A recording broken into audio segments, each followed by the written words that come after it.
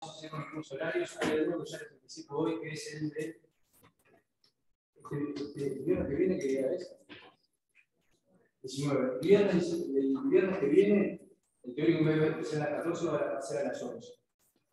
Traten de venir, y la clase la va a dar Fernando Machado, que es el ex profesor de la urgencia, le va a dar la clase de control del daño, el trauma, y es una clase excelente, así que sugiero que vengan para poder hablar con él y hacer preguntas, un gran docente, y bueno, está muy bueno que puedan venir. Después hay un par de clases más que le vamos a tener que van a quedar agendadas, se lo digo ahí por el chat.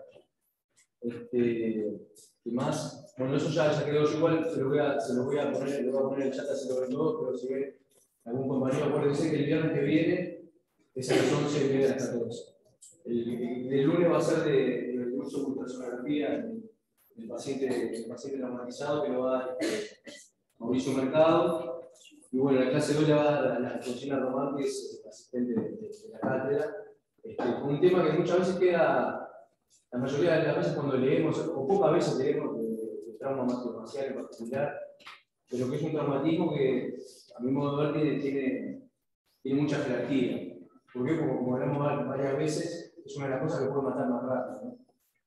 Siempre cuando ustedes seguramente se lo va a hacer función ahora, cuando usted vea un paciente con un trauma facial significativo, eso está en función de lo contrario, es una lesión de la vía aérea, y bueno, mantener la permeabilidad de la vía aérea es uno de los objetivos primarios en el manejo inicial traumatizado. Eso con otras complicaciones que puedan aparecer en la evolución y que ahora van a utilizar. Voy a ver si la semana que viene ya podemos empezar a subir las clases tuvo a hoy. ¿De acuerdo? ¿Alguna pregunta? Juan Nacho, vos siempre sabes todo, ¿no? Vos siempre sabes todo. Qué grande.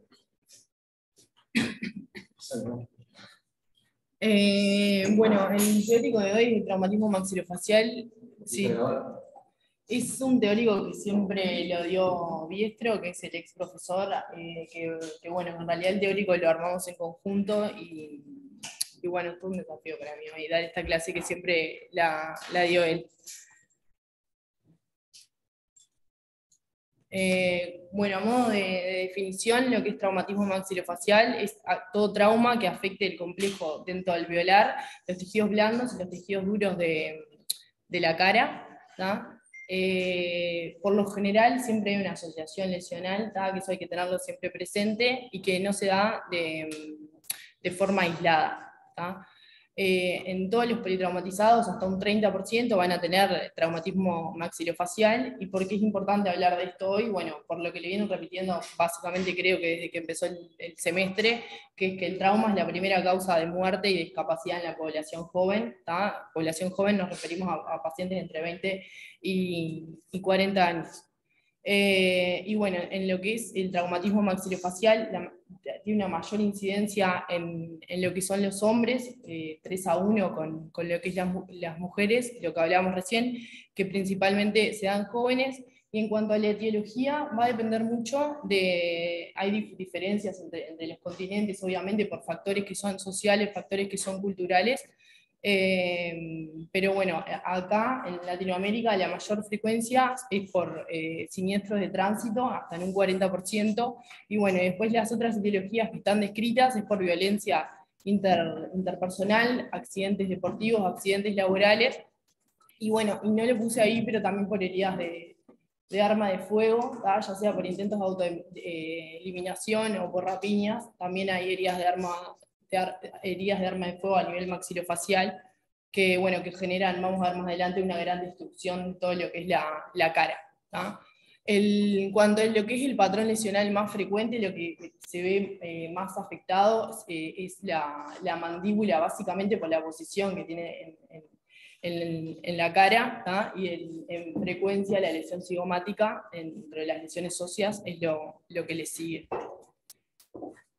¿Por qué hablar de traumatismo maxilofacial? Bueno, principalmente porque es un marcador de violencia traumática, y como decía Nacho cuando arrancó la clase, que siempre que ve un paciente con trauma maxilofacial, hasta demostración de lo contrario, un paciente con trauma de vía aérea superior y establecer una vía aérea definitiva de ese paciente va a ser uno de mis objetivos desde que entro en contacto con el paciente. Acordarse también de que la mayor parte de las veces, hasta en más de la mitad de los pacientes va a haber un traumatismo asociado, ¿sí? Es raro que se presente en forma aislada el trauma maxilofacial, más que nada cuando es por siniestros de tránsito, y bueno, en lo que es la asociación lesional, las dos asociaciones lesionales más frecuentes van a ser el traumatismo encefalocraniano, que se ve entre un 45 y un 50% de los pacientes, y el traumatismo raquimedular, que hasta un 20% tienen lesión cervical. En lo que es el traumatismo raquimedular, estos pacientes va a depender mucho del sitio del impacto, el tipo de lesión que tengan.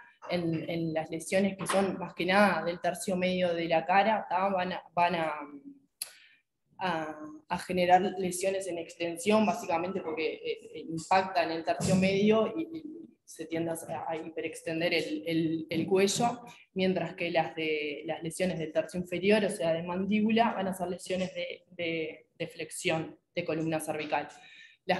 El patrón lesional más frecuente van a ser la contusión medular, ¿ah? Y las herniaciones cerebrales. Y por lo mismo que veníamos hablando recién de la distribución del sitio del trauma, lo más afectado es C1, C2 y C6, C7. Por lo general, este tipo de traumatismo, como decíamos, es un trauma de vía aérea hasta demostración de lo contrario, y es por eso la importancia del tema, porque es una situación que compromete la vida del paciente, que puede haber obstrucción de vía aérea y el paciente fallecer en los minutos siguientes, con el que yo tengo contacto, si no corrijo lo que es la obstrucción de la vía aérea, que van a ver que muchas veces es fácilmente corregible. Tiene riesgo de aspiración de vía de aire, y son pacientes que la cara es una zona sumamente irrigada, muy rica la vasculatura, son pacientes que tienen hemorragia visible, y bueno, por lo que veníamos hablando de la asociación lesional.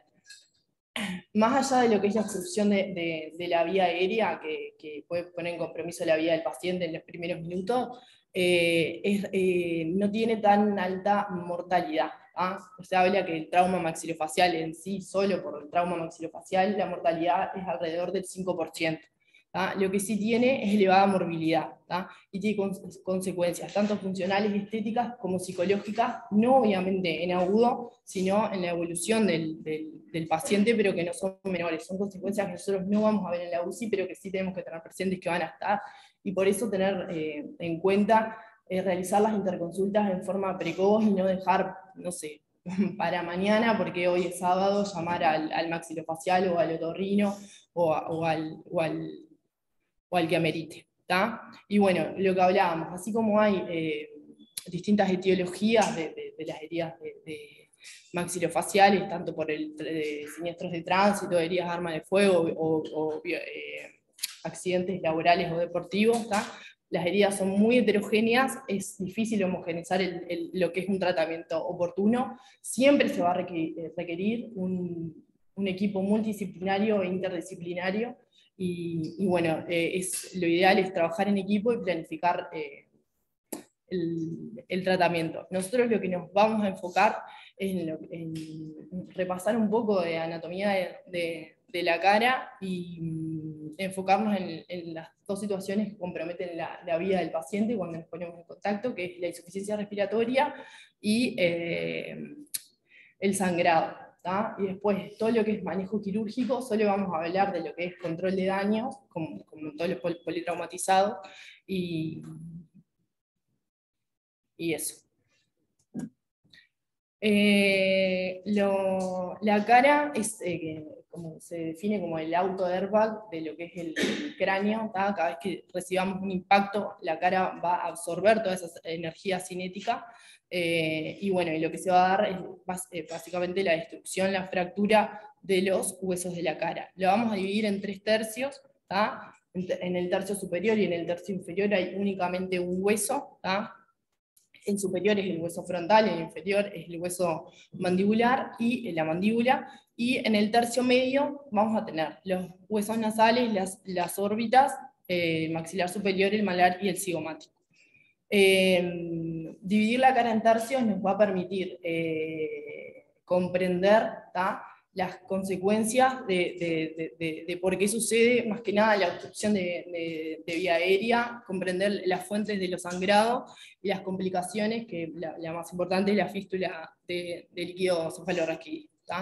Y acordarse que si bien la clasificación del EFORT, que cada vez que hablamos de un traumatismo maxilofacial, hablamos de qué tipo de EFORT es, así como en el TEC lo clasificamos por Marshall, en el maxilofacial lo clasificamos por LeFort, en realidad es una clasificación que de lo que nos va a hablar es de qué tanto daño hay a nivel del tercio medio de la cara, y es una clasificación que aplica solo al tercio medio de la cara, no incluye ni el hueso frontal ni la mandíbula. En lo que es la anatomía de la cara, y lo que hablamos esto, que la cara tiene contrafuertes y arcos botantes, que son zonas que lo que le dan es estructura y solidez necesaria a la cara para que se inserten los tejidos blandos, y es lo que nos va a dar los rasgos faciales individuales a cada uno. Estas zonas, que se llaman así, contrafuertes, son lugares donde los huesos son más sólidos, que absorben mayor cantidad de energía cinética, y cuando son traumas que tienen gran energía, hay fractura de estos contrafuertes, y eso genera una gran desfiguración de la cara, y esto tiene consecuencias funcionales, y la obstrucción de la vía aérea es el principal riesgo, como vamos a ver más adelante. De los contrafuertes tenemos los verticales y los horizontales. Los horizontales también se les puede llamar arcos botantes.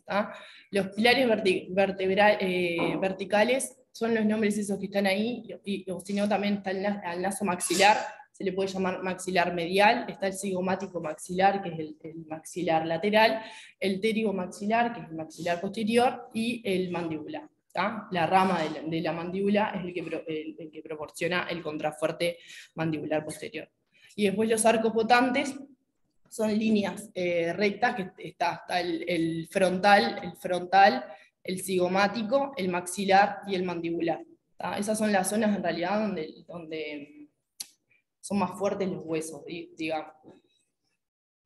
En cuanto a lo que es la evaluación inicial, en mi primer contacto con un paciente con traumatismo maxilofacial, mi principal objetivo, como en todo politraumatizado, va a ser determinar si el paciente tiene compromiso o obstrucción de la vía aérea, y obviamente si tiene, actuar, y si tiene sangrados ostensibles, que yo también tenga que actuar en el momento. Eso siempre como la TLS para todos los pacientes politraumatizados. Después específico de lo que es el traumatismo maxilofacial, voy a empezar por la inspección, y obviamente lo que voy a buscar es la inspección externa, que haya simetrías, equimosis, hematomas, laceraciones. Obviamente si hay sangrado, en las diapositivas que vienen vamos a ver cómo actuar con respecto a cada sangrado, dependiendo de dónde venga, del origen. Y también es importante en la inspección no solo quedarme con lo externo, sino también hacer la inspección intraoral. Si el paciente puede abrir la boca, explorar la boca, muchas veces hay pérdidas dentarias, que eso actúan como cuerpos extraños, obstruyendo la vía aérea, que tengo que retirarlos. Puede haber escalones óseos, laceraciones, hematomas. Y después la palpación.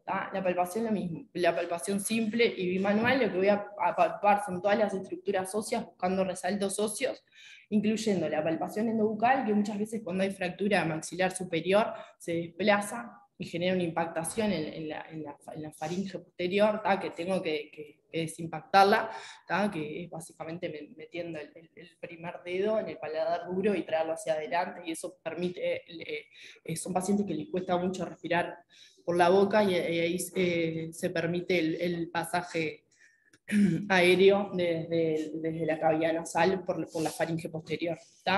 A medida que voy haciendo toda la evaluación inicial, siempre acordarse de que hay que aspirar la cavidad orofaringia, no hay que aspirarla con los aspiradores que tenemos nosotros en el CTI, que son aspiradores blandos, que el diámetro es muy chiquito. Hay que usar aspiradores especiales, que ahora van a ver una foto que se llaman tipo Yankauer, que son aspiradores que son un poco más rígidos, que son de un diámetro mayor, como con una punta en bulbo, que lo que permite es sacar gran cantidad de secreciones, sangre. El paciente muchas veces está aspirado, tiene coágulos, y bueno, si hay esquirlas de lo que fuere, ya sea óseas, metálicas, también aspira todo y permite desobstruir más fácilmente la vía aérea. Y bueno, y ya de entrada, analgesiarlo al paciente. Es un paciente que muchas veces se confunde lo que es obviamente que cualquier paciente que tenga la cara destruida y si está excitado, yo voy a asumir que tiene una lesión intracraniana, que eso no está mal, pero siempre corregir factores corregibles de lo que es la agitación psicomotriz, bueno, que ya saben, que puede ser dolor, que puede ser hipoxemia,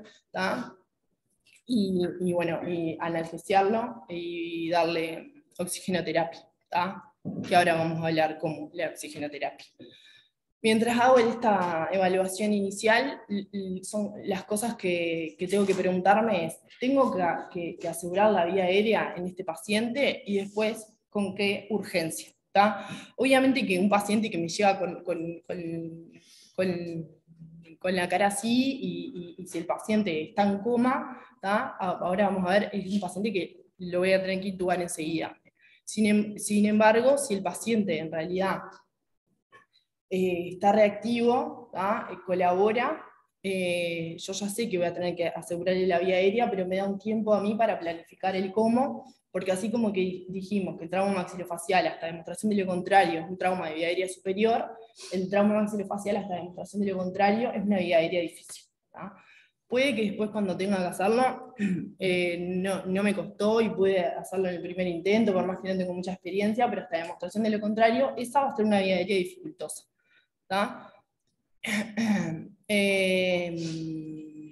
Y bueno, y esto es otra cosa que yo les venía diciendo, así como en todos los politraumatizados siempre les dicen que la asistencia inicial que yo tengo, el primer contacto con el politraumatizado, lo primero que nos dicen es inmovilización en tabla rígida y collarín cervical. Esta es la única excepción en donde no voy a hacer eso.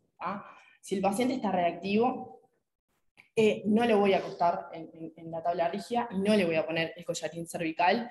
Hay el ATLS de 2008 que tiene un apartado que es específico de trauma maxilofacial. Los otros ATLS no hicieron más de esos apartados de maxilofacial, que si bien es viejo, ya desde ese momento se recalca la importancia de estos pacientes no ponerlos en decúbito supino y no ponerles collarín cervical.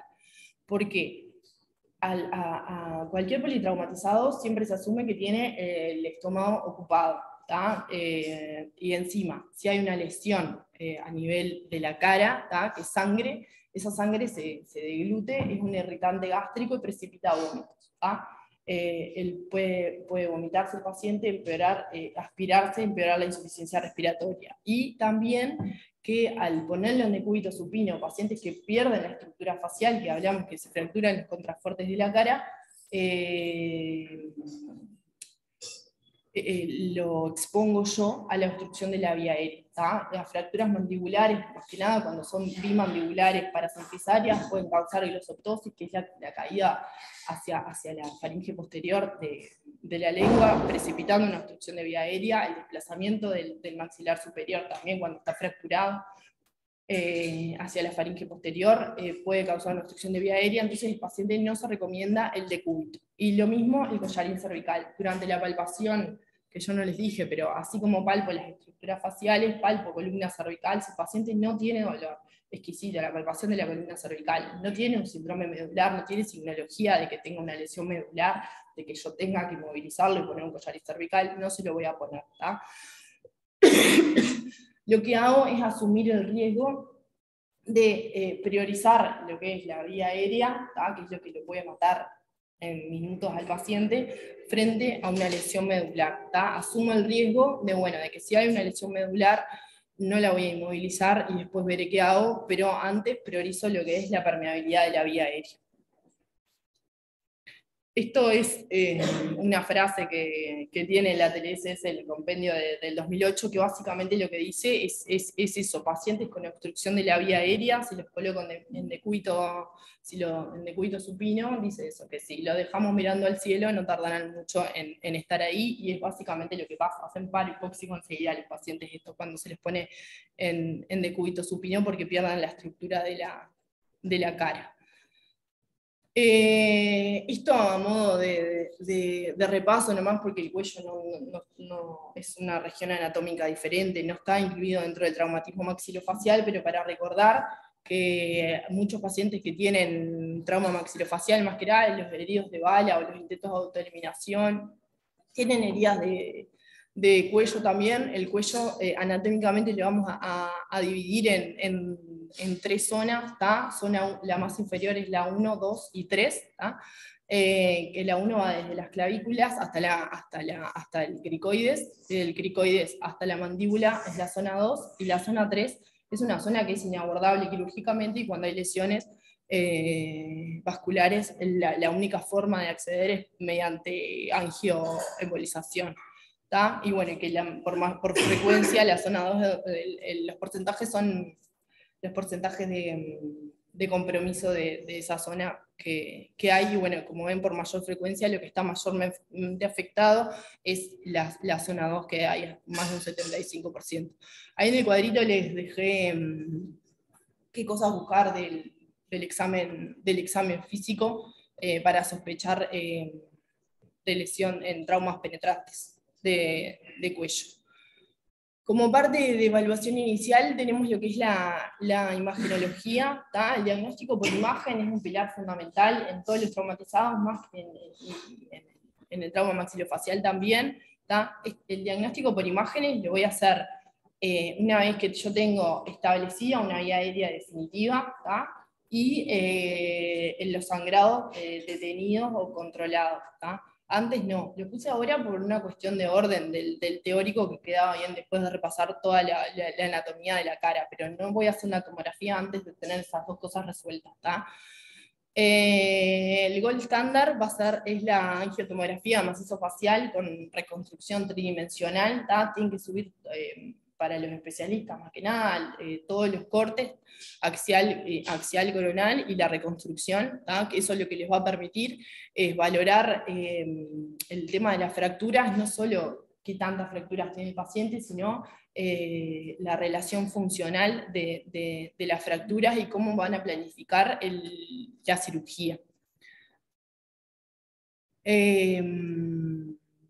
Y bueno, y si los dividimos en tercios,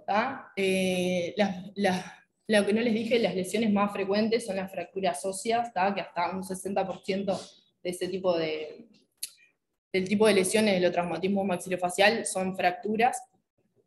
Y bueno, en lo que es el tercio superior, que tenemos únicamente al hueso frontal, la parte más delgada del hueso, más débil, la que mayormente se ve afectada, es a nivel del seno frontal, ¿sí? El seno tiene una pared anterior y una pared posterior, se puede fracturar la pared anterior, la posterior, o ambas paredes, ¿tá?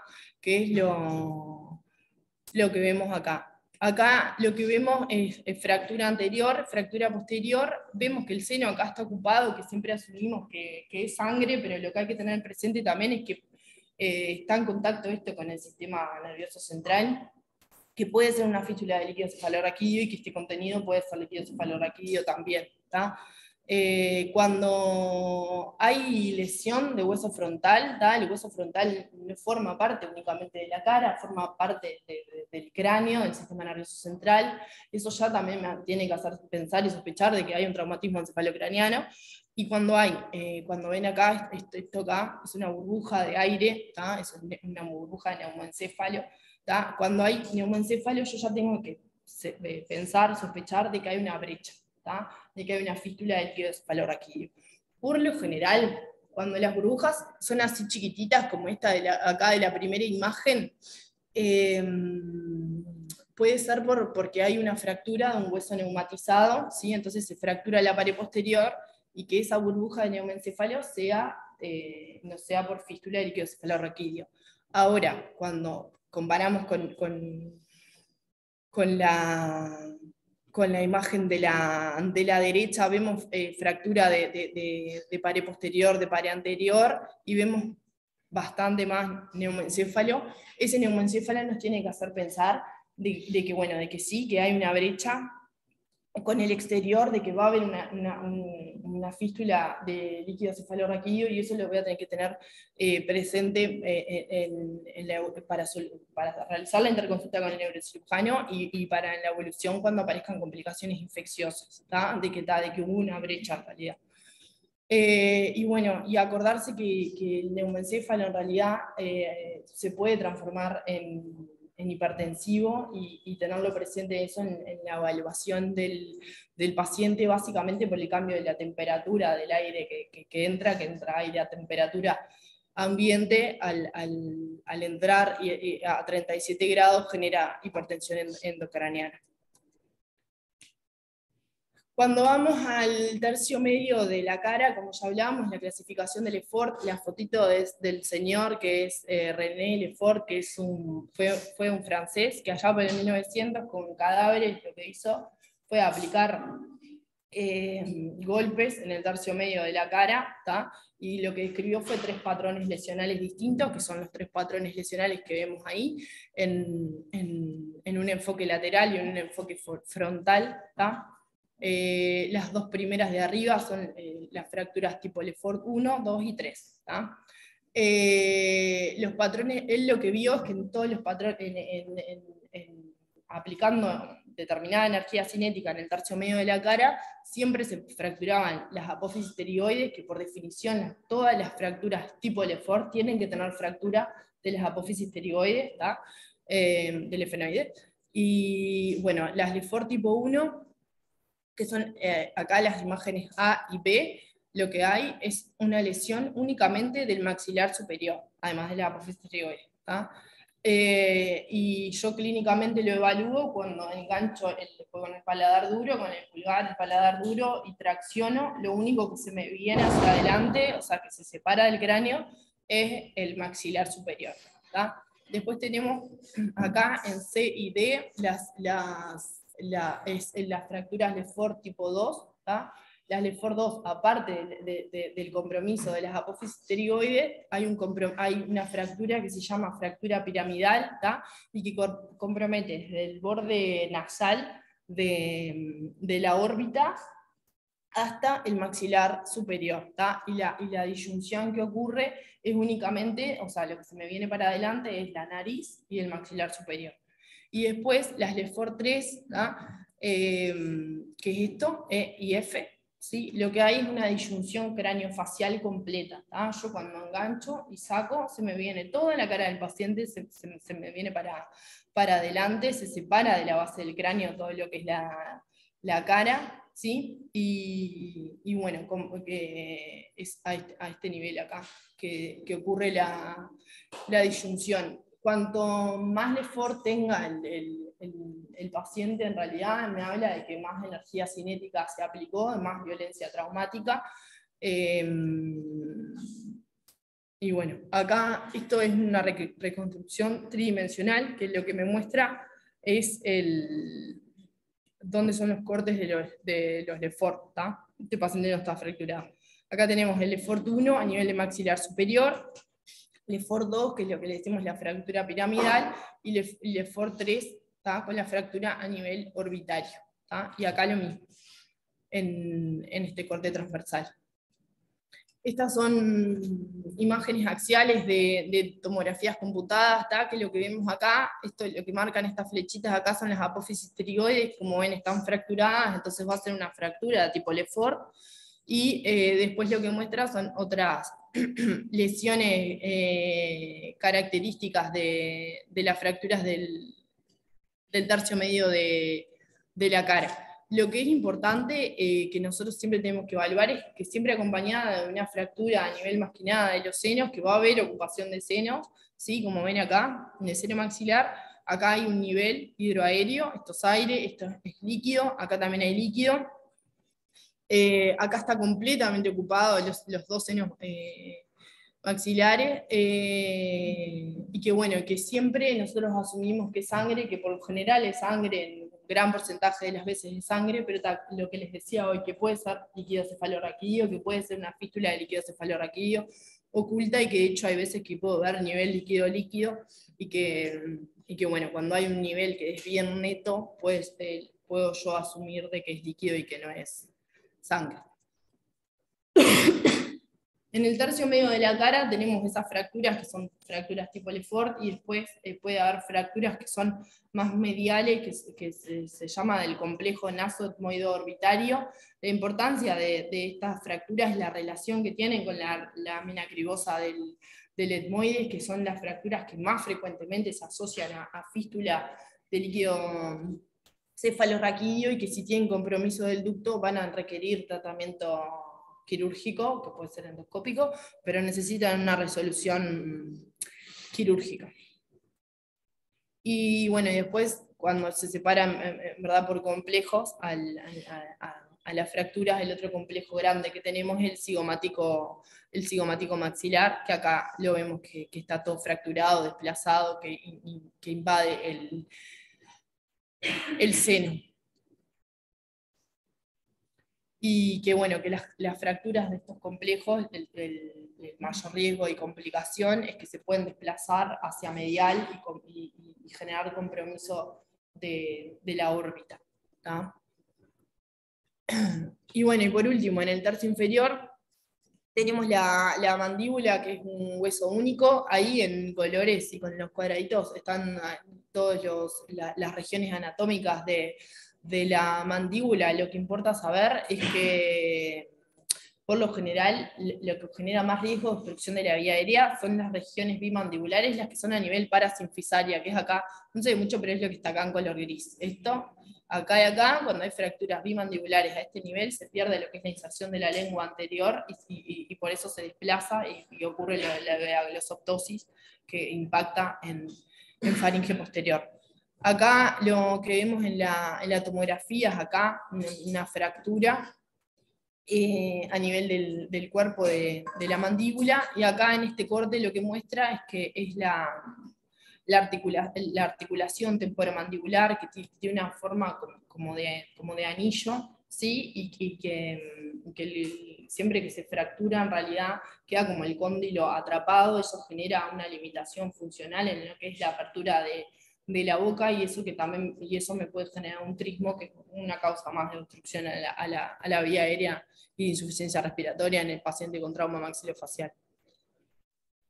Acá están las complicaciones de las fracturas faciales, iba a decir más frecuentes, pero en realidad no son las más frecuentes, son todas las complicaciones de las fracturas faciales, y yo les marqué ahí como las más importantes y las que a nosotros más nos interesan y más precozmente tenemos que resolver, ¿tá? El trismo, ¿tá? Que bueno, que si es un trismo que me limita la apertura bucal, que la apertura bucal es menos de 2,5, de 3 centímetros, ya sé que no lo voy a poder intubar por la vía convencional orofaringia, ¿tá? Voy a buscar una vía alternativa para asegurar esa vía aérea, ¿tá? Las causas del trismo pueden ser muchas, ¿tá? Pero por lo general es por la pérdida de inserción de los músculos temporales, pero hay otras causas de trismo. Y bueno, después lo que hablábamos, la fístula del líquido cefalorraquídeo por el compromiso de la lámina cribosa, y los sangrados arteriales, básicamente de la arteria carótida externa, ¿tá? Por las fracturas. Bueno, ¿qué hacer cuando nos enfrentamos a un paciente con traumatismo maxilofacial? Primero, como dijimos, obviamente, controlar lo que es la vía aérea, controlar la hemorragia, y en un segundo momento identificar lo que es las lesiones asociadas, y de la mano cirugía de control de daño. El diagnóstico imagenológico, como hablábamos hoy, ¿tá? lo voy a hacer una vez que controle la vía aérea y una vez que controle la hemorragia. Si después de eso yo puedo trasladar, el paciente está trasladable, le puedo llevar al tomógrafo para realizar una tomografía body, en realidad, porque si es un politraumatizado y la va a tolerar a la tomografía, la hago en ese momento. Si en realidad es un paciente que requiere cirugía de control de daño, ya sea por su trauma maxilofacial o por otro traumatismo asociado, ese paciente primero va a ir a bloque y después se va a hacer el diagnóstico imagenológico. Y bueno, y en un segundo tiempo es lo que se va a hacer, lo que es la reparación definitiva, tanto de los tejidos blandos como de los tejidos duros, de los tejidos óseos, y una vez que el paciente ya no esté más en CTI, lo que es la corrección estética y la rehabilitación, que también es importante. Como ven en la foto, este paciente es una herida de arma de fuego. En realidad la herida de arma de fuego genera una destrucción que es casi total. Este paciente en realidad está traqueostomizado, pero al haber tanta destrucción, al colocar el laringoscopio en estos pacientes, a veces, por más que hay que asumir, y es lo que hay que hacer, que va a tener una vía aérea dificultosa, al estar todos fracturados, al estar todo fracturado y haber tanta lesión, a veces facilita lo que es la laringoscopía porque se desplaza todo, no tiene tope los tejidos, así como yo les hablaba de la disyunción cráneo-facial de las Lefort 3, que se separa toda la cara, se separa el cráneo. Bueno, en este tipo de lesiones a veces poner la laringoscopia facilita lo que es la intubación. Bueno, lo que es la insuficiencia, una de las complicaciones del trauma maxilofacial es la insuficiencia respiratoria aguda, y en cuanto a causas vamos a tener todas las que se les ocurran, más entre obstructivas y parenquimatosas son las que van a predominar. En un primer momento voy a tener sangrados, cuerpos extraños que los voy a tener que sacar, desplazamientos óseos por la fractura, de lo que ya hablamos, de la glosoptosis.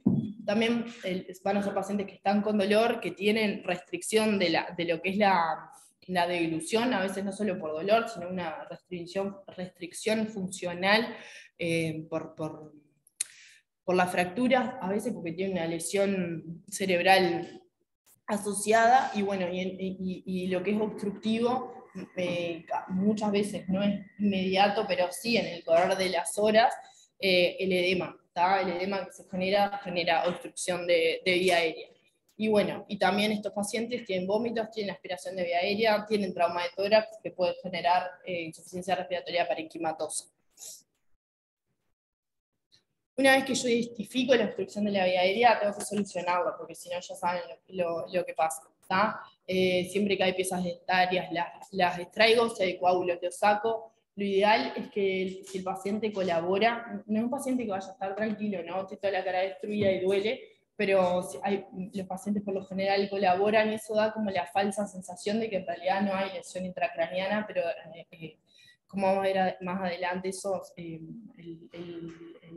no se presentan con un coma primario, porque la cara actúa de eso, de airbag, como les decía, y la lesión intracraneana la vamos a ver en la evolución. Entonces es un paciente que por lo general está reactivo, son pacientes que colaboran, y que lo que se hace, lo que se recomienda es darle el aspirador al paciente. El aspirador rígido se lo da y el paciente se autoaspira, que es mucho mejor tolerado que alguien te esté aspirando ahí la boca todo el tiempo, puede precipitar reflejos nauseosos, los vómitos, que el paciente se ponga más agresivo.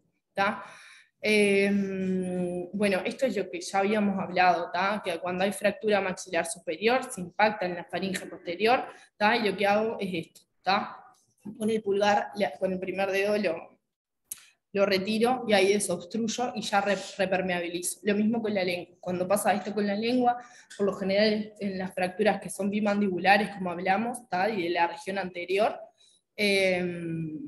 lo que se hace en agudo para repermeabilizar la vía aérea, estos son hilos, se pasan 2 hilos y se tracciona hacia adelante, y la lengua desimpacta en lo que es la faringe posterior.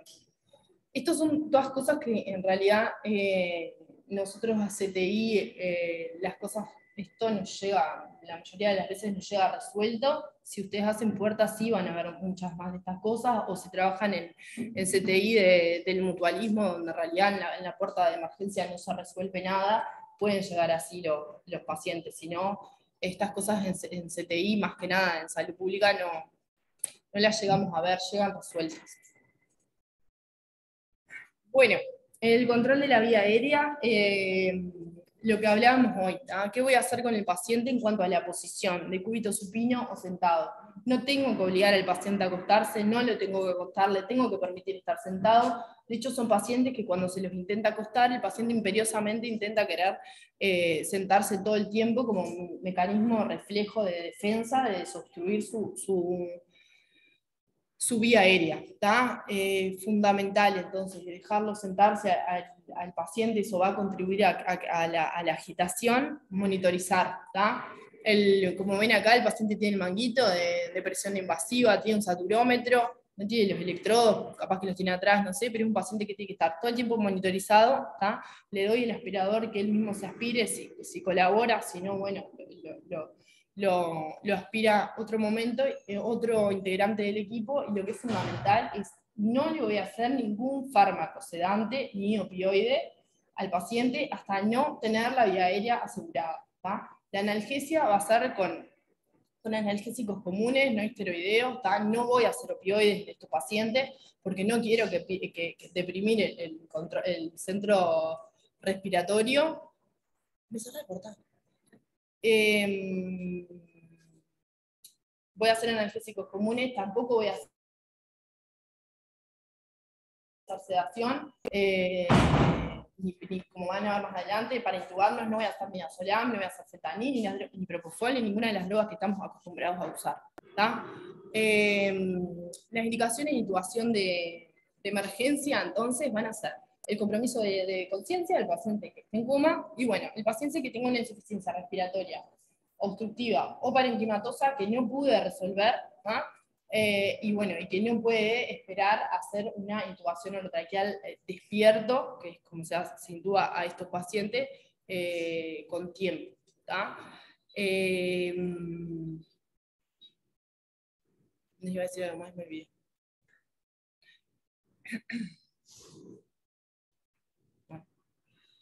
¿Por qué decimos nosotros que entonces que es una vía aérea dificultosa hasta demostración de lo contrario? Bueno, por lo que veníamos hablando en realidad.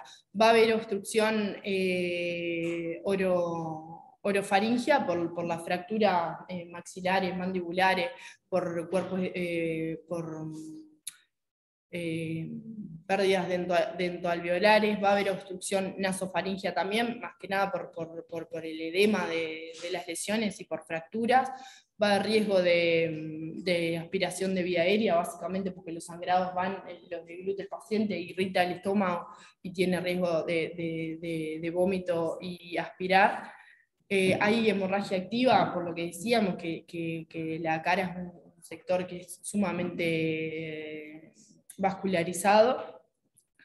Y bueno, no puedo posicionar bien al paciente para intubarlo, no va a ser una intubación convencional como hacemos con el resto de todos esos pacientes. Un paciente que en realidad lo tengo que intubar sentado, no lo puedo acostar. En pacientes que ya están en coma y si tiene algún tiene síndrome medular o las alertas esas espinales, no le voy a poder sacar el collar cervical para intubarlo, y eso me limita la posición, y bueno, porque puede tener trauma de vía aérea tanto superior como media, ¿tá? O sea, desde las cavidades nasales hasta la laringe y la tráquea. Bueno, el manejo de la vía aérea entonces lo va a determinar dos elementos importantes, ¿tá? La conciencia y la insuficiencia respiratoria. Cuando hay compromiso de conciencia, cuando hay insuficiencia respiratoria, esto es, el paciente está polimnéico, satura menos de 90, con máscara, con reservorio, eso les iba a decir. Que la oxigenoterapia, acá, la oxigenoterapia que tengo que hacer, el paciente va a hacer siempre con máscara con reservorio, ¿tá? O una máscara común si satura, pero nunca voy a usar otro dispositivo para preoxigenar ni para oxigenar que no sea la máscara, ¿tá? Entonces, si tiene compromiso de conciencia, si tiene insuficiencia respiratoria, voy a hacer la intubación orotraqueal. Si el paciente está reactivo y la conciencia está indemne, la conducta inicialmente con lo que es el control de vía aérea va a ser expectante, ¿tá? Pero va a ser expectante transitoriamente mientras planifico lo que es la intubación orotraqueal, porque yo ya sé que a este paciente le voy a tener que asegurar la vía aérea, principalmente cuando tienen fracturas mandibulares bilaterales, cuando ya no tienen reflejo laríngeo o cuando veo que el edema es progresivo. ¿Tá? Bueno, ¿cómo establecer una vía aérea artificial? Va a ser un reto técnico por todas estas cosas que veníamos diciendo, por el sangrado, por la expresión de vía aérea, por todo lo que venimos mencionando, es un reto técnico, ¿tá? Y las opciones que nosotros tenemos para establecer una vía aérea definitiva son la intubación orotraqueal, ¿tá? Que nunca va a ser una intubación, lo ideal es que nunca sea una intubación orotraqueal sin vara de Eichmann, ¿tá? Sin la bujía. Lo ideal es que siempre se haga con bujía, ya con el tubo enhebrado en la vara. Para los que no saben, la vara en lo que es las pautas y los algoritmos de vía aérea difícil, ¿tá? Imprevista, la primera opción siempre está la vara y es lo que tengo que usar, que está en todos los servicios, ahí está en las ambulancias, y bueno, me facilita lo que es la intubación orotraqueal. Después tenemos la cricotiroidotomía, que la cricotiroidotomía es siempre que yo no pueda establecer una vía aérea definitiva por intubación orotraqueal, voy a recurrir a la crico. De emergencia siempre se hace crico, nunca se hace traqueostomía. Las traqueostomías son coordinadas, o si son de emergencia, son siempre quirúrgicas, en bloque quirúrgico por el otorrino, no por nosotros en el CTI. ¿Por qué? Porque es una técnica que si uno está entrenado es fácil y la puede llegar a hacer en, no sé, 10, 15 minutos, requiere tener la vía aérea asegurada previamente. Y yo acá en este paciente no la tengo asegurada la vía aérea. ¿Tá? Entonces de urgencia siempre es la cricotiroidotomía.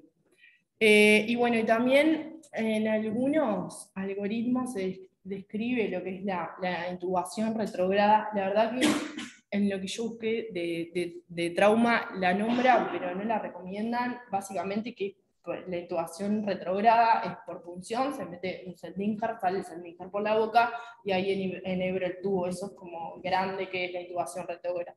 Básicamente hay tanta destrucción de lo que es el macizo facial, que en realidad cuando sale la vía por la boca y yo intento meter el tubo, se me puede dificultar y bueno, la verdad mucho no se recomienda, salvo que sea una persona entrenada. ¿Tá? Lo que sí no, lo que no se puede hacer, ¿tá? Los no, digamos, del control de la vía aérea en tramo maxilofacial es intubación nasotraqueal, ¿tá? No, está contraindicada, y la intubación bajo fibrobroncoscopía, ¿tá? Que son dos formas de control de vía aérea que están en los algoritmos de vía aérea difícil de anestesia, pero bueno, que no aplican en estos pacientes, básicamente por la destrucción facial que tienen y porque todo lo que sea ingrese por la narina tiene riesgo de entrar al cráneo, básicamente, de posicionamiento intraparenquimatoso a nivel cerebral. Este sería como el algoritmo de qué hacer cuando tengo que establecer una vía aérea definitiva en el trauma, que vamos a hacer algunas salvedades.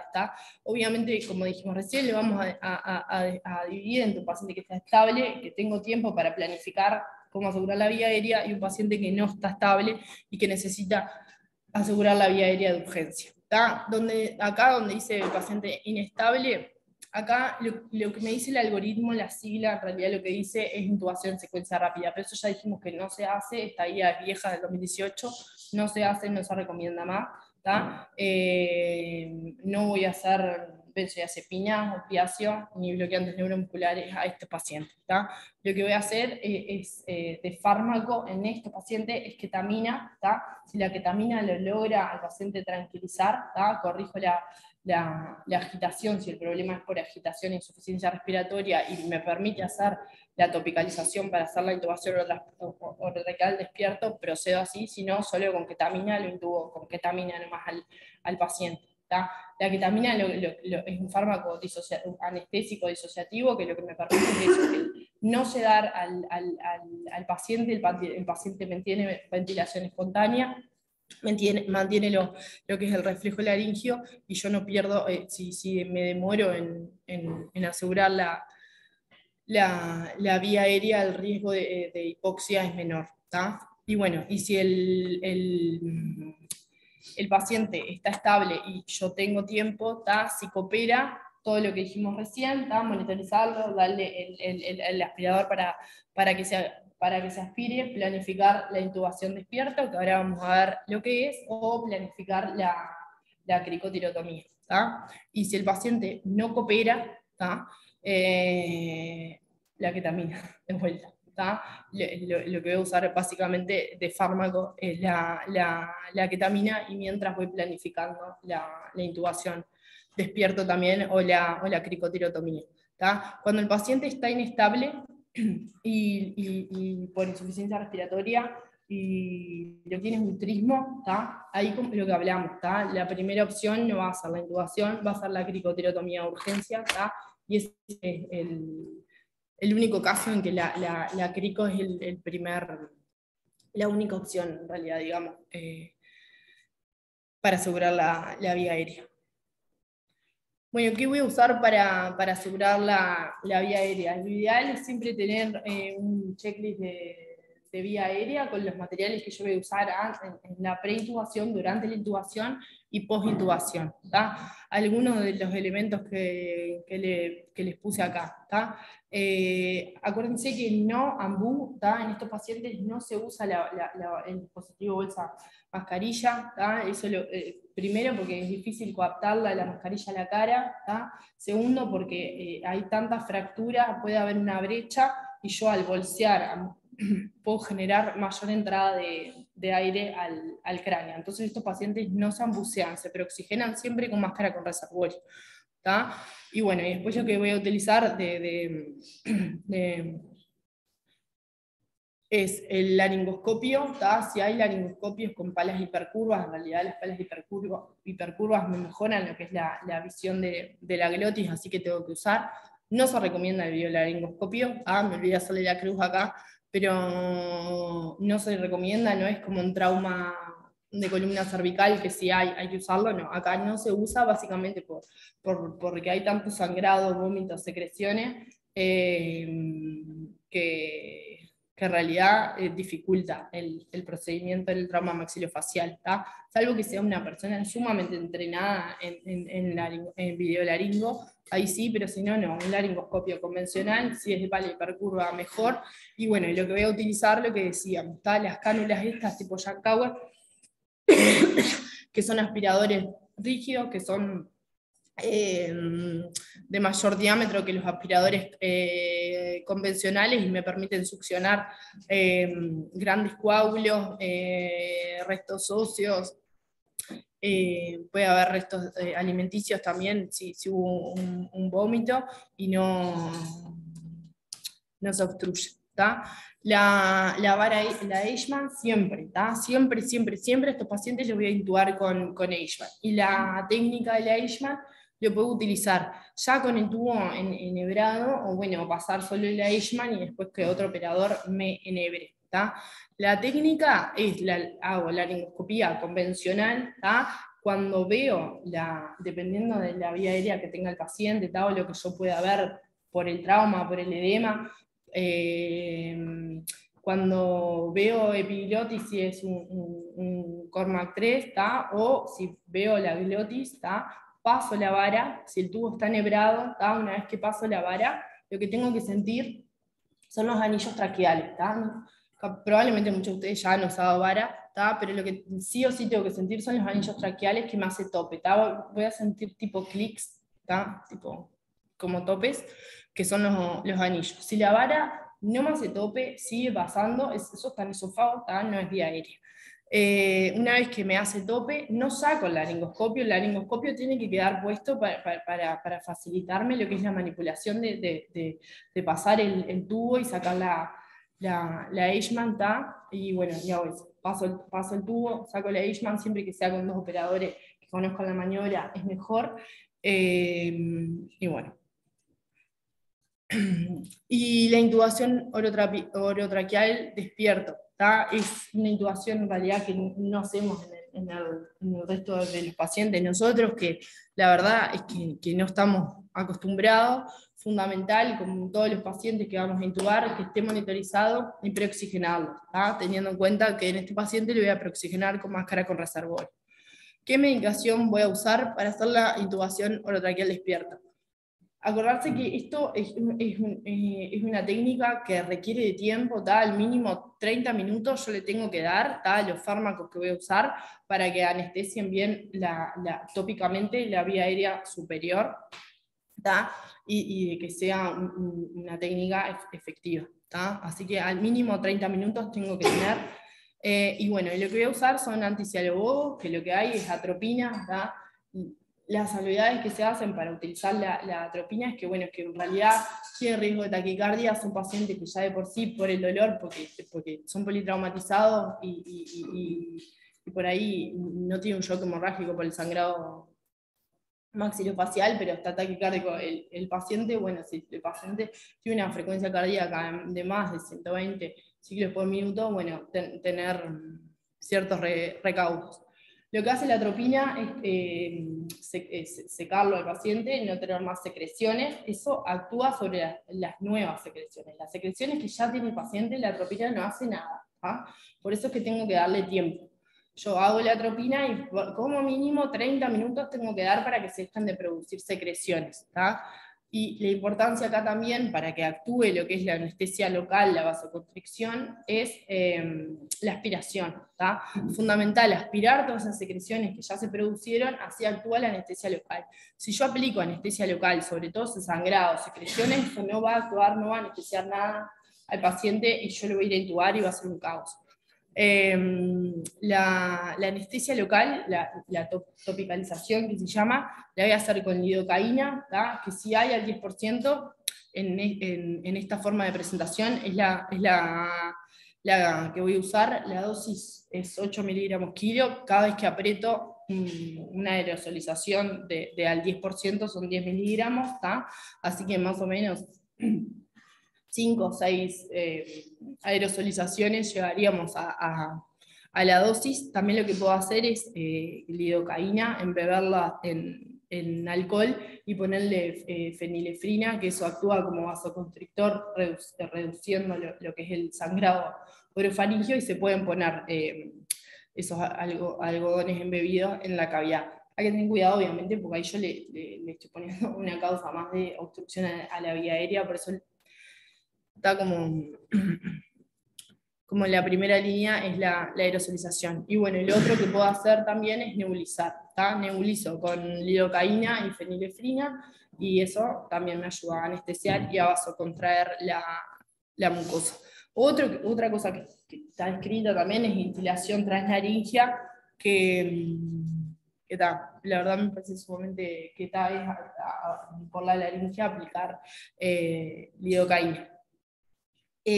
Bueno, lo que hablamos de la ketamina, es un paciente que está agitado, que no colabora, que no me va a colaborar con la intubación oral, con la intubación orotraqueal despierto, le voy a hacer ketamina. Lo que dijimos de la ketamina, la dosis de la ketamina es 1 o 2 miligramos kilo. Tengan cuidado porque las ampollas de ketamina, las dosis por lo general son 50, 100 miligramos, pero las ampollas de ketamina son de 500 miligramos. O sea, no voy a usar cuarta ampolla, o menos. Por eso hay que tener cuidado con lo que es la dosis de ketamina, y la ketamina sí, nosotros hacemos mucho eso de indicar por ampolla, pero bueno, con la ketamina no hacemos. Es una droga que usada correctamente a las dosis que se tiene que hacer, es segura, no es hipotensora, y por eso se recomienda en este tipo de pacientes traumatizados. Una vez que yo tengo anestesiada, vasocontraída la vía aérea, que le di el tiempo, voy a hacer la laringoscopía, intubo al paciente, como hablamos recién, y ahí es que una vez que yo tengo el tubo orotraqueal en la vía aérea, insuflado el manguito, le hago la inducción anestésica. Antes no. Ahí sí se hace la inducción anestésica, ahí sí pueden hacer opioides, benzodiazepinas, si requiere bloqueantes musculares también, y lo conecto a la asistencia respiratoria mecánica. Si con todo esto yo no pude asegurar la vía aérea, voy a proceder a lo que es la cricotiroidotomía de urgencia. ¿Tá? La crico de urgencia requiere entrenamiento, ¿tá? Que eso, por lo general, en todos los servicios que tengan carro de vía aérea difícil, tiene que haber un set, son set comerciales de cricotiroidotomía, y bueno, y lo ideal es que nos entrenemos y que practiquemos más que nada en los cadáveres, obviamente, y porque siempre que no haya posibilidad de asegurar la vía aérea, lo que voy a tener que recurrir es a una crico. ¿Tá? En todas las guías de vía aérea difícil, ¿tá? Terminan con una cricotiroidotomía, y es rápida, es segura, pero bueno, hay que conocer la técnica y hay que entrenarse. ¿Tá? Donde se hace es en la membrana cricotiroidea, que es esta que está acá, la que está entre el cartílago cricoides y el tiroides. ¿Tá? El cricoides es el que sobresale, ¿sí? El de la nuez. Bueno, entre la nuez y el cartílago tiroides voy a tener la membrana. En cuanto a lo que es la técnica, está la técnica quirúrgica, que no es la que se hace de urgencia, tenemos la porfunción, es la que se hace de emergencia, y tenemos dos formas de hacer la cricotiroidotomía. Por Seldinger, que es este set de acá, que no le puse los nombres comerciales porque me olvidé y no me los acuerdo. Este set, como ven, es muy parecido al set de traqueostomía. Lo único que no tiene en realidad, que sí tiene el de traqueostomía, es el dilatador, el blurrino, pero después todo lo demás es lo mismo al set de traqueostomías, que si hacen, están familiarizados con esto. Y bueno, lo que se hace es una pequeña incisión, se punciona a nivel de la membrana cricotiroidea, se dilata y se pasa una cánula. Las cánulas son chicas, los tamaños son de 4 a 6, son más o menos los tamaños de las cánulas de crico. Y bueno, y ahí se fija. Y el estilete que se llama, es mucho más fácil de usar. Viene así, es esto nomás. Lo que viene, ya viene acá el estilete este, que es una aguja bastante gruesa con la cánula, ya está. Que ahí lo que hago es repero la membrana, ¿tá? Acá, entre el tiroides y el cricoides, repero la membrana, pincho, ¿tá? A 45 grados. Cuando viene aire, lo único que hago es desplazar la cánula y ya queda la crico. Y bueno, y tener en cuenta eso, que la cricotiroidotomía es algo que es de urgencia, que no es una vía aérea que vaya a ser definitiva, que es transitoria, y que yo, una vez que la tengo, que estabilizo al paciente, que le hago los estudios de imágenes al paciente le tengo que solucionar la vía aérea, no le puedo dejar con la crico. Con la crico le tengo que coordinar una traqueostomía, ¿tá? Es transitorio. Y acá las diferencias entre la crico y la traqueo. Como ven, la traqueo es una técnica que en realidad es más compleja, requiere más dilatación, está más relacionada con lo que es la glándula tiroides, que la tiroides está bastante más vascularizada. A nivel de la membrana cricotiroidea no hay tanta vascularización. Y no sé qué más iba a decir. Bueno, en la otra de las complicaciones es el sangrado, el 30-40% de la mortalidad inicial en el trauma es por sangrado. Es raro que un trauma maxilofacial genere un shock hemorrágico. Siempre que el paciente con trauma maxilofacial se presente con un shock hemorrágico, pensar que tiene una lesión asociada, descartar que no tenga motórax, descartar que no tenga hemoperitoneo, fractura de huesos largos, y bueno, las causas grandes, puede ser por epístasis, sangrados orofaringio, por lesión de tejidos blandos, o por fracturas, ¿tá? Y las complicaciones del sangrado era lo que hablábamos hoy, ¿tá? De que el teglutil sangre precipita la emesis y el riesgo de aspiración de la vía aérea. Y bueno, eventualmente, dependiendo de la arteria que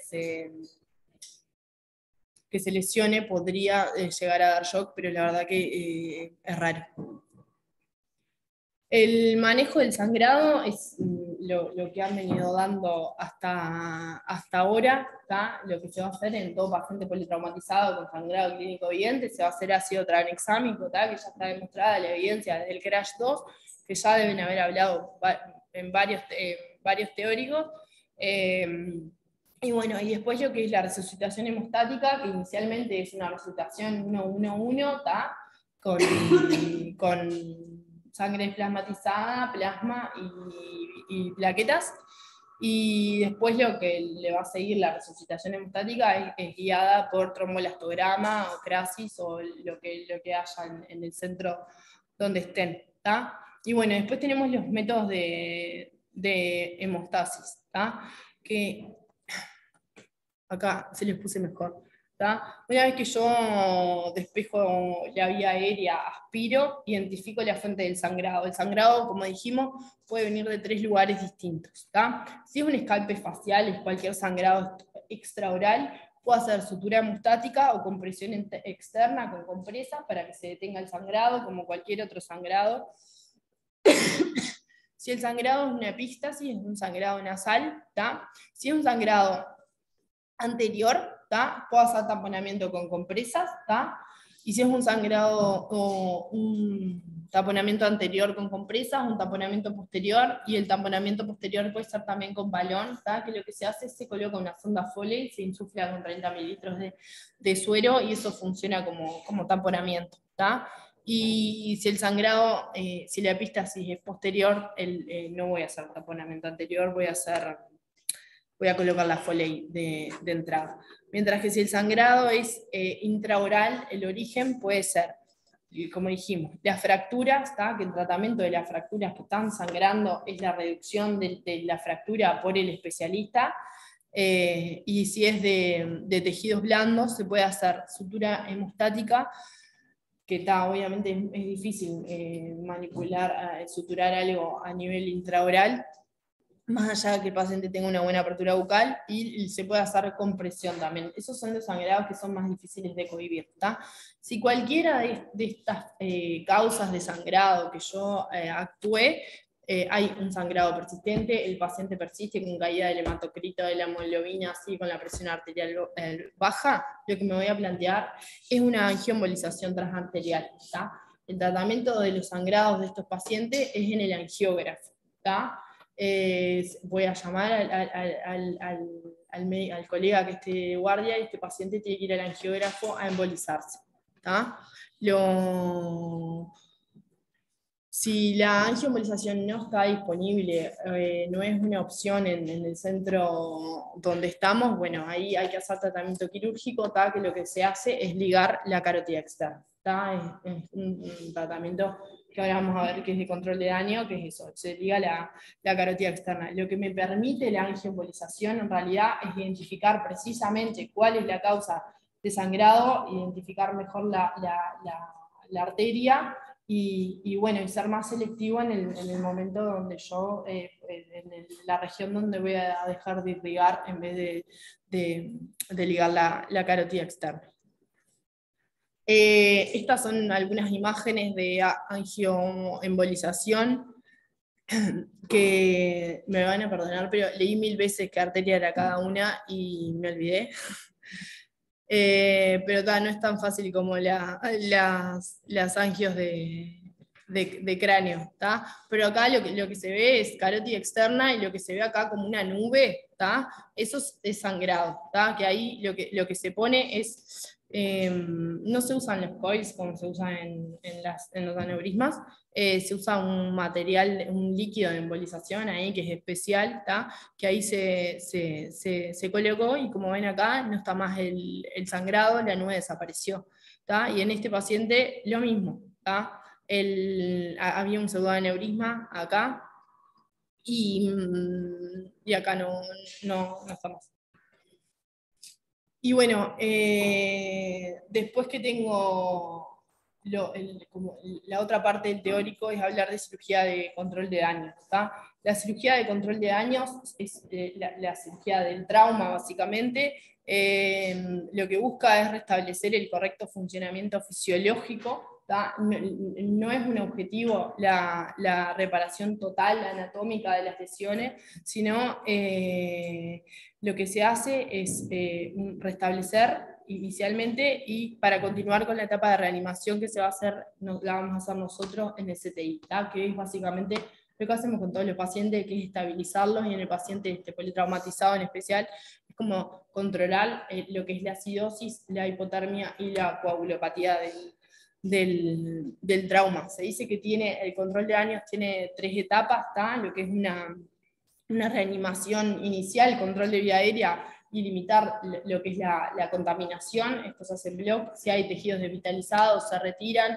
Si hay áreas, las fracturas comminutas, hay retirar los restos óseos, porque esos restos de periósteo que no están vascularizados se van a necrosar y son fuente de infección, ¿tá? Se retiro, limito lo que es la contaminación, el paciente vuelve a la UCI y se estabiliza, a una evaluación completa del balance lesional, se planifica el tratamiento y bueno, y en un segundo tiempo se hace la reparación definitiva, que esto es cuando el paciente esté estable lo antes posible, como siempre va a depender de la asociación lesional que tenga el paciente. Este es el algoritmo de control de daño, de insuficiencia respiratoria, todo lo que ya hablamos, de hemorragia, todo lo que ya hablamos. Si el paciente sigue inestable, va a ir a control de daño, ¿da? Que la cirugía era eso que decíamos. Si es un paciente que ya necesita asegurar quirúrgicamente la vía aérea, se va a hacer la traqueostomía, se va a reducir y estabilizar las fracturas como forma de control de sangrado. Si tiene que embolizarse, se va a embolizar, o si hay que ligar la carótida externa, y la parte nuestra, que es el tema de la rehabilitación y la estabilización, y en un tercer tiempo lo que es el tiempo quirúrgico definitivo, que eso está por parte de los especialistas. Lo que es trauma ocular, en realidad saber que obviamente los ojos forman parte de la cara, que frecuentemente están afectados, ¿sí? Estos son los tipos de lesiones que podemos encontrar. La hemorragia retrovulvar es esto que se ve acá. Cuando hay fractura de los malares, del cigomático, puede haber compresión del ojo. Fundamental acá la participación del oftalmólogo, y básicamente va a ser el que va a guiar el tratamiento, siempre discutido con nosotros, pero nosotros la verdad que al trauma ocular no tenemos mucho que ofrecer como intensivistas. De las otras complicaciones, ¿tá? Más alejadas más que nada, de la fístula de líquido cefalorraquídeo, ya hablamos, ¿tá?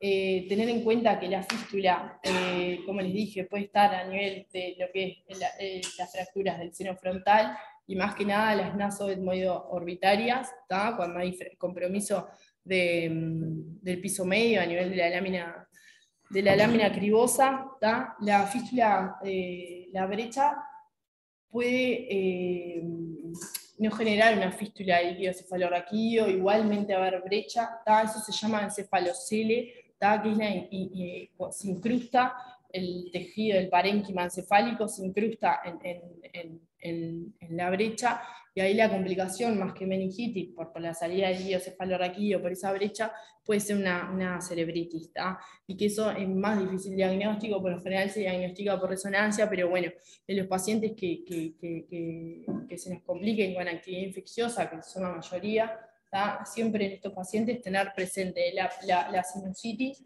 ¿tá? Puede avanzar celulitis, pero bueno, si tuvo una fístula, pensar en meningitis, pero también saber que si hubo fracturas del tercio medio de la cara a nivel de la lámina cribosa, si hubo fractura del seno frontal, pensar en el encefalocele y en la cerebritis, ¿tá? Que se diagnostica mediante resonancia. muchas veces eso puede dar un líquido cefalorraquídeo bastante inocente. ¿Tá? Profilaxis antimicrobiana. ¿Tá? Estos pacientes con trauma maxilofacial, ¿tá? Los que tengan fractura, todos llevan antibióticos, ¿tá? Siempre se puede hacer ampicilina sulbactam, o se puede, hay estudios que hacen solo penicilina y tienen los mismos resultados. Con lo que hay controversias, como siempre, es con la duración del tratamiento antibiótico. ¿tá? Estas son 2 revisiones sistemáticas. La de 2018 tiene metaanálisis. No puse el forest plot, pero lo que ve es que en las primeras 24 horas hay que hacer tratamiento antibiótico. ¿tá? Yo tengo contacto con el paciente, hago antibiótico. ¿Y cuánto dejarlo del tratamiento antibiótico? En realidad, el metaanálisis lo que dio en realidad es que no hay diferencias entre dejarlo 24 horas o más de 24 horas. ¿tá? Eso en realidad lo vamos a definir en conjunto con el especialista que esté tratando al paciente, sea el otorrino, sea el plástico, sea el cirujano maxilofacial. Con él vamos a definir, bueno, si sigue habiendo tejido desvitalizado, si los tejidos blandos siguen estando muy avulsionados, bueno, ahí probablemente se pueda prolongar lo que es la terapia antimicrobiana, si no, con 24 horas sería suficiente. De la fístula, que ya hablamos bastante, lo que no les dije es la incidencia, que 15-20% de ese tipo de fracturas de base de cráneo van a tener una fístula de líquido cefalorraquídeo. Vean que no es un porcentaje menor ni despreciable, y hay que tenerla en cuenta y hay que sospecharla y buscarla. ¿tá? Es fundamental lo que es la detección precoz, el examen físico, ¿tá? Buscar salida de líquido cefalorraquídeo, ya sea por la nariz, a veces se pueden confundir con lágrimas, y bueno, y aquellas fístulas que persistan más allá de una semana tienen indicación de tratamiento quirúrgico, ¿tá? Por el neurocirujano. Por lo general lo que se recomienda de tratamiento es una cirugía endoscópica. ¿tá? Y bueno, y la principal complicación es eso, lo que decimos. Cuando hay fístula, ¿no se prolonga el tratamiento antibiótico? Sí, ahí lo tratás como un TEC abierto. Hasta que no tenga... Sí, si hay fístula es un TEC abierto, en realidad no es solo un maxilofacial, ¿tá? Y es TEC abierto.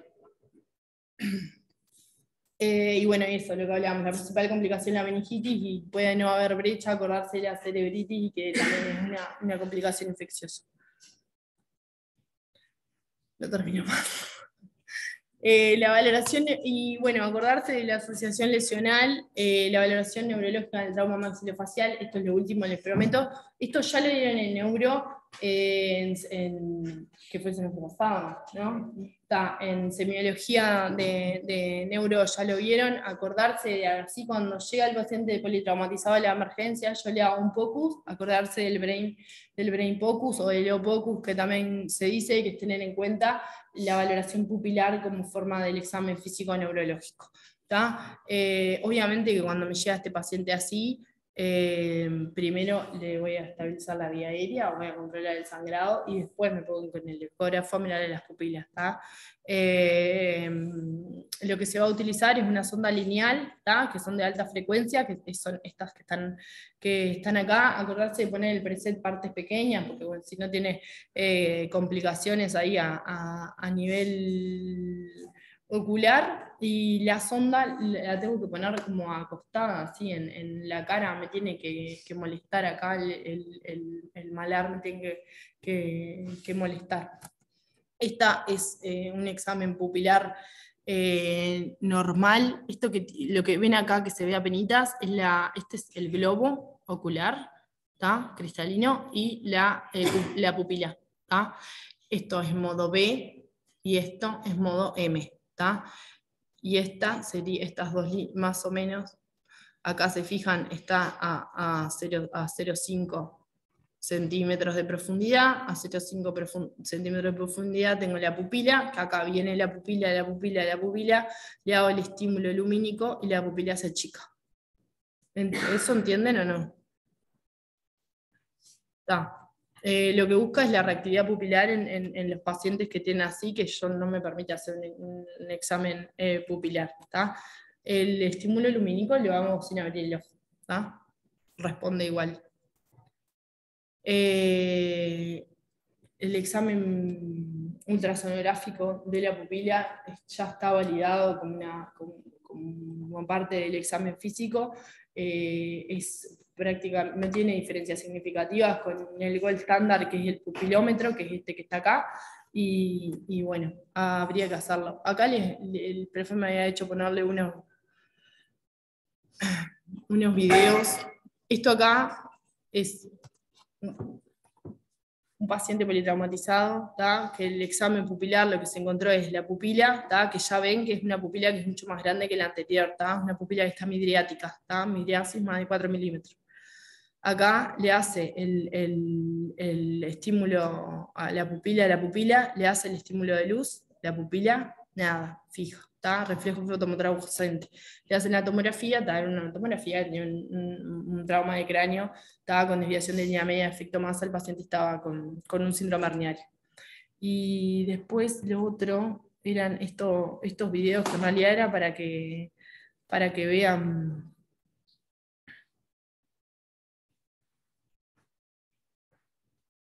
Ay, por Dios.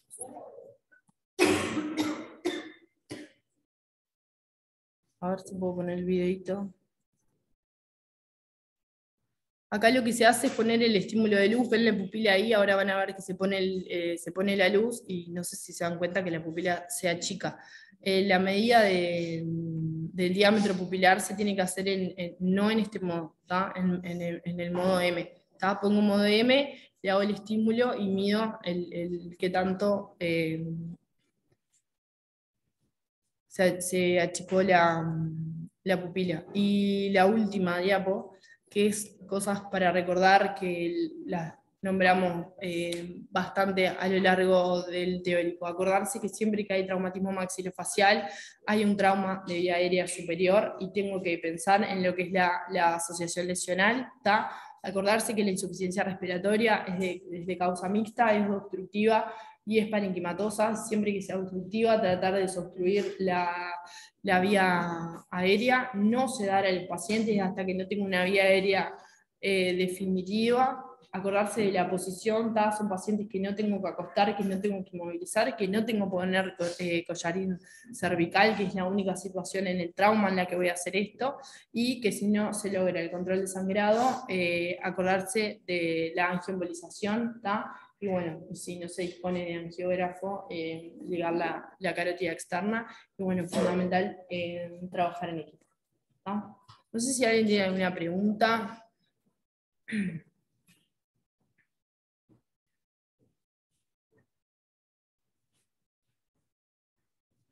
Bueno, eso es todo entonces.